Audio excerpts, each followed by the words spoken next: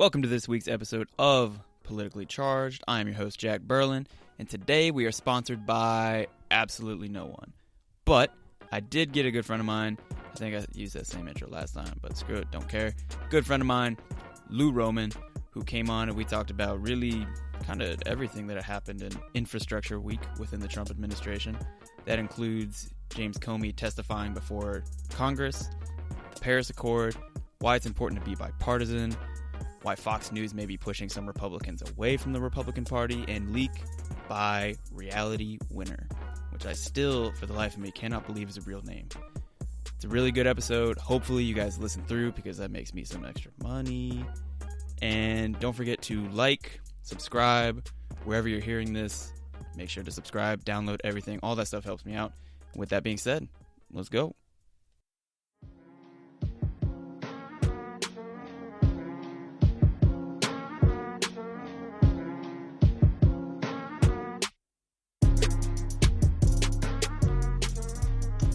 Go ahead. Hi guys. Okay.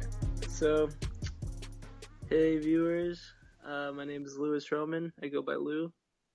I am currently a junior at the University of Central Florida, studying finance, and I'm here today to talk some politics with Jack. I'm excited, and we'll see where this gets us. Try not to sound too excited over there. And I'm sorry. It's been a long weekend. It's been a long week, you know. Tomorrow's Monday. So, well, yeah. That was a great introduction. Probably out of the two we've done so far, that was the best one. Hey, man, thanks. I like yeah, it. That's what I go for nowadays. We're not wasting any time jumping in. No, I'm a very blunt individual. There you go. That's perfect. I wanted to start with, we talked last night a little bit about what we were going to talk about on the pod. And you started talking about why you try to take more bipartisan looks at everything. Why you feel that's important. Right. I think bipartisan, not only in politics, but just in everything. You can apply it to like everything, not just politics. It's very important to look at everything from two ends of the scope, because if you do that, you'll be able to see everything come full circle. And what I mean by that is you'll not be so biased on some things. I myself consider myself, if we get down nitty gritty, probably libertarian. I play more towards a more liberal immigration and those type of policies, right? But then when it comes to economics and monetary control and stuff like that, I'm more Republican. So I consider myself libertarian. Really? Whatever. I would not have picked you as libertarian. Yeah, but it's just I don't publicly say that because I don't really support the people who have been representing the Libertarian Party. Right. I mean Rand Paul he's a little nuts. Yeah, he's a little outlandish sometimes, so I couldn't get myself fully supporting the representatives of that party the past couple of elections and stuff. So, right. But yeah, that's why. But I think it's very important to be bipartisan when it comes to anything, really. So you identify mostly as like a socially liberal but fiscally conservative? Exactly. Yeah. That's actually really common now. Out of a lot of people I've talked to, that seems to be pretty much the position everybody takes, unless they're obviously right to the right or to the left. But that's a really good point. And like nowadays, like most people our age, they don't even really know what they identify as, right? Because they don't know like all these. So most people think it's just either the left or the right, but there's always some middle ground there that isn't really covered too much, but it's there, you know?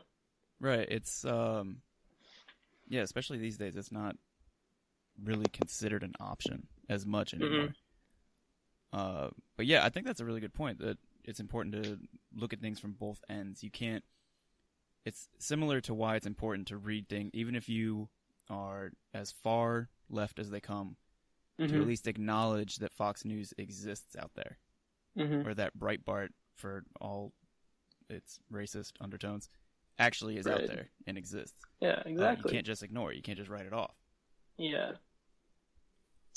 And some articles they get really, really crazy, right? But at the end of the day, there's still articles and there's still some information in there, even though a lot of the undertone of it is they try to throw a lot of I don't know. It's like coded like, words, kind of. Coded, yeah, basically like meanings. Like they'll say something about the Obama administration or like how bad it, or you know what I mean? Right. Like, they'll make comparison and analogies that way, but there's still some context in there that's somewhat true, or it's not. It's not somewhat true. It's true, and it's happening. So at the end of the day, you're still going to be taking away information from it. You know? Right. It's every brand, every news organization is going to have its way of spinning things or what direction they want to spin things in. Like Fox News is obviously to the right, MSNBC is obviously to the left, and so on. But yeah, I thought that was a really good point. I thought it was interesting, and I think it's really interesting that you identify as libertarian. Yeah. Not that there's cool. There's nothing wrong with that, but I agree with you that the standard bearers of the libertarian wing or party haven't really done the greatest of jobs. I don't know how to say that. Yeah. But like Rand Paul or even his dad wasn't and are not really people you see like mainstream support. Exactly. So what do you think, a libertarian candidate, what do you think they need to do to be like taken seriously? What do you think the problem is? Why aren't they being I like think Rand their Paul? talking points, right? I think their talking points have to be a little bit more serious. I know Rand Paul was a big marijuana supporter, and he wanted to for medical marijuana and stuff like that, right? And I think that I'm not too informed, but from what I saw, just at face value, that was his driving force, was the whole medical marijuana, and that was one of his big key talking points, right? Right. So what I mean by that is he should probably, as a libertarian, and there's a lot of parties out there, you know? Like, there's a ton of parties there's out there. much more than just the left and the right. Right. Democrat and Republican. To be taken a little bit more serious, I think you need to, it might sound boring and stuff, but you need to identify like things that the average American would want to see in a good ideal candidate, right? So I don't know, maybe cutting down debt, probably something about immigration. Right. So These what you're saying is more, right? Instead of kind of latching on and trying to make headlines by supporting the legalization of marijuana, or at least the legalization of being able to sell it, find like a real issue that affects everyday people that people really and truly care about. Yeah, exactly. And then the problems with somebody like Rand Paul will kind of go away. Right, exactly. Well, that's a pretty interesting point. I never thought about it that way.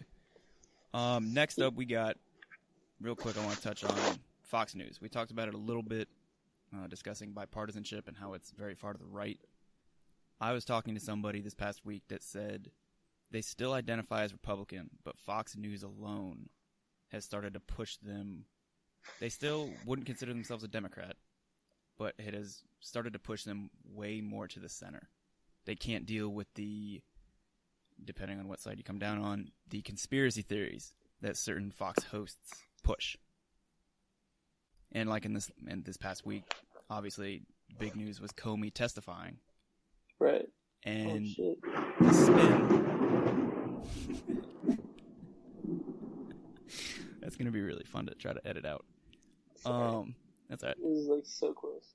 The Comey testimony was the big news of the week, and the spin Fox put on it was almost shameless. It wasn't even really trying to defend Trump. It was just spinning it to make it seem more like everything bad that Comey was describing or affirming was Comey's fault. Right. So I guess my question to you is, do you really think Fox News by itself has turned into something that will push people more towards the center or towards the Democratic Party? So I'm gonna go politician on you and answer that question with another question. Okay. I love it. No, I'm joking. But yeah. So you asked what if Fox News would try to Right, go because more towards the center. Right? you and me were talking in the past week or so about kind of, especially on the Comey testimony, Mm-hmm. it was like bizarre to see how Fox News was presenting it. Right. They weren't going at it face value. They were still trying to add a little curve to it, right? Right. They would start with like a little bit of a fact or a little bit of truth and then completely twist that so that by the end, you're nowhere near anything that was actually true. Right. So with this whole Comey testimony thing, I completely agree that I see what Fox News is trying to do, you know? They're trying to hold everyone accountable. Right? So, at the end of the day, Comey went through all this stuff, right? Mm-hmm. But he neglected to tell any of the higher-ups or anybody in the White House counsel any of these supposed conversations that Trump had with him, right? Right. So I can see where the whole accountability thing comes into play, right?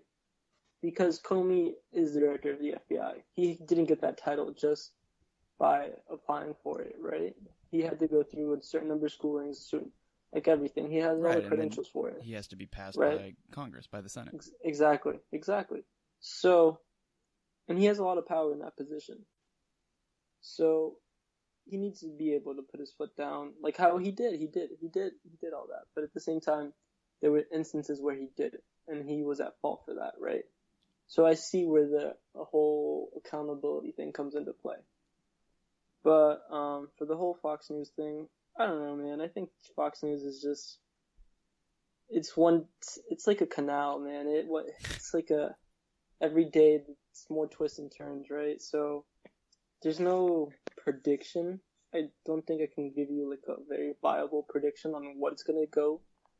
I don't know. Like, it's honestly like, for you personally, if you saw or if you see a headline pushed by Fox News, but you don't really see it pushed by any other news networks or sources, are you going to take that as factual news or are you going to take that as spin? I mean, at the end of the day, this is still a news outlet, so you would still take it as a possible, at least possibly. I would look at it face value and then look into it. Okay. There are probably some twists and turns in there that they probably, made it, maybe fabricated a little bit more to make it a little bit more appealing towards all news networks do that. Exactly. Because at the end of the day, it's all about money, right? So yeah, they know where their advertising money is coming from. Yeah, whoever's funding their pockets, really, who they're going to push more towards. So you have to always take that into account. Right. And I try to do that with everything, too. It's like... You can apply this, right? Right, it's like how... I completely lost my train of thought. It kind of goes back to the whole thing of don't just read one side. Don't just read one newspaper and take all of their information as fact. You have to take in multiple sources. Right, yeah, no, completely. And you shouldn't, like you said, you take it, you may read it at face value, but that doesn't necessarily mean that you need to take it and, like, apply it or at least take it as fact. Mm-hmm. You should do your own digging into it. Of course, yeah, no, definitely, always. And that's a huge part of the problem with, like, fake news. Right. Being passed around on Facebook. People just take that at face value and automatically assume it has to be the truth.